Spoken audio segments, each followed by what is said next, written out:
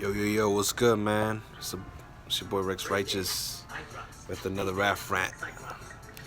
Yo, man, that was a really good fight, man. That was a really good fight. I had a 116 and 112 for Shawn Porter. To be honest with you, man,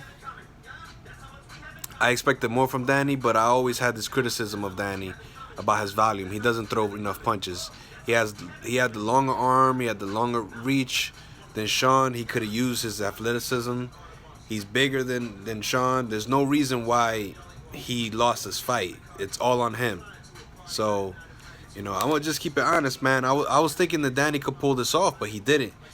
And some guys were calling it out on my boxing group. Some people on Facebook were calling it out, saying that Shawn has the more activity, that he's more awkward, and he switches it up. So, obviously that's what Errol Spence is gonna have to deal with, and let's see what happens with that. I'm not really big on Errol Spence, but if he doesn't throw punches, that's the thing, man. You gotta stay active with Shawn. You gotta be there with him. Like, yeah, you're gonna get hit, but you gotta stay there with him, because if not, then who knows? Who knows what's gonna happen? So, my prediction was Danny on this page, and I had a video that I did with Jay Cotto on Facebook, and I actually agree with him. I said, you know what, Shawn's gonna probably win on points, and I was right. But then I took it back. I doubled back, and I was like, nah. My original prediction was Danny to win, period. And he didn't show me any of it. He showed the same issues he always had.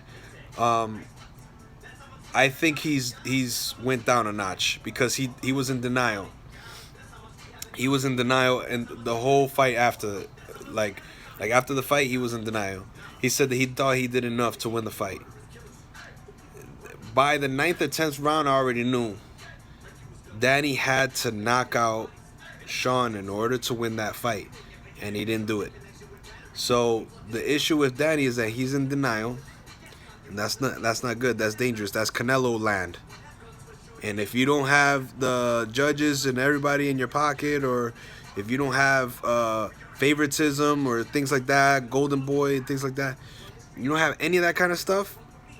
Because let's be honest, Canelo does have favoritism, and Danny used to have it. But if you start to fall into that, then you're gonna get bodied. So I see him in now like closer to Adrian Broner status. Not trash, but you in denial now, bro. Like, you could still be with the best.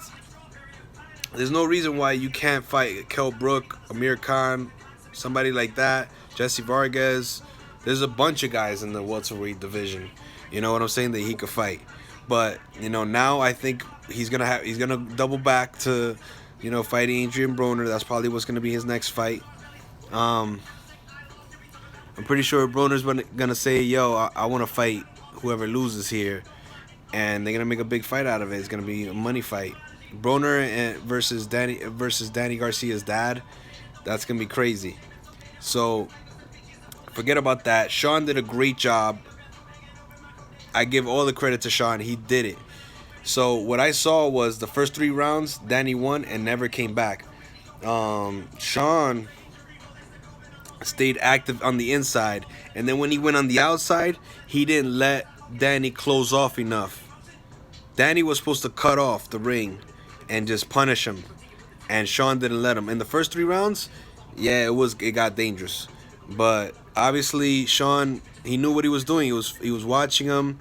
When Shawn went to the southpaw in the 4th or 5th round, and then he got into a scuffle, and then boom, he started hugging. He switched back to right-handed, and that was weird. Like his stance and all that. He looked like he was, a fish out of water. But he was ready for Danny. He was watching him closely, and he was throwing more punches. So, the announcer at the end was saying that Danny was more accurate. So obviously, if you're more accurate, you're gonna say, yeah, it did enough to win the fight. So that's why Danny said that. Not to say that he doesn't believe he won the fight, because he probably thinks he did. But I still feel like activity means more. If you're moving around more, if you're dictating the fight, if you're winning more, what's it called? Trades. You know, when they trading off, Shawn started to trade off and put up more energy, and Danny's face started to look like a easy target. So that's my review. I would like to see anybody fight Shawn Porter.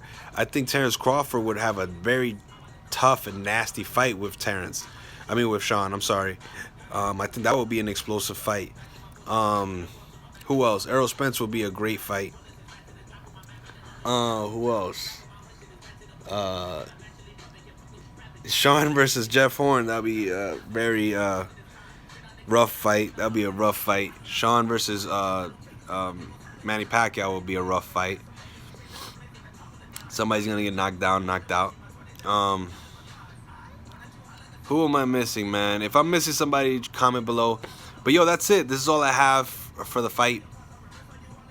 After 5 or 6 rounds, it was easy. It was easy to see that Shawn was gonna win it, but he just needed to keep that pace of being outside on the outside, you know, because the inside he had that on Smash. I didn't think he was gonna win that war, because like I said, I thought Danny was the stronger fighter. But volume, man. You don't got no volume, nothing. Nothing's gonna happen. And then Danny Garcia's dad was screaming at him in the corner like, yo, throw the overhand right hand and you're gonna catch him. And he was really mad at him. He's like, yo, if you don't do it, I'm gonna do it to you.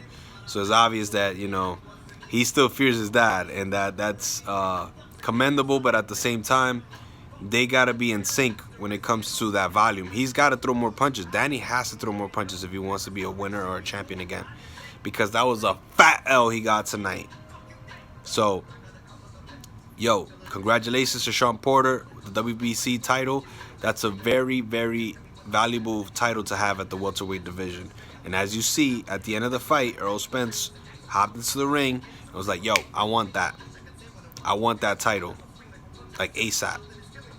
You know, and Shawn said that was going to be the easiest fight to make ever. So, you know, obviously, we want to see that fight. That's a big deal of a fight. They're talking about next year. I don't know why, but you know, we're getting close to the end of the year, so I see that being like the way you have to do it, I guess. But who do you have in that fight? If it's Errol Spence versus Shawn Porter, who do you got? Or who do you think won the fight? Do you think Shawn Porter edged him out? You think he beat Danny? Because I think he did. It was obvious to me, 8 rounds to 4. And that's only because Danny won the last round. Because if not, we would have been wiped out. The first 3 rounds are always feelers. So, all right, guys, this is it. And check out the Eminem album. That shit is fire. Shout out to all my dudes in the boxing groups. ADM Boxing.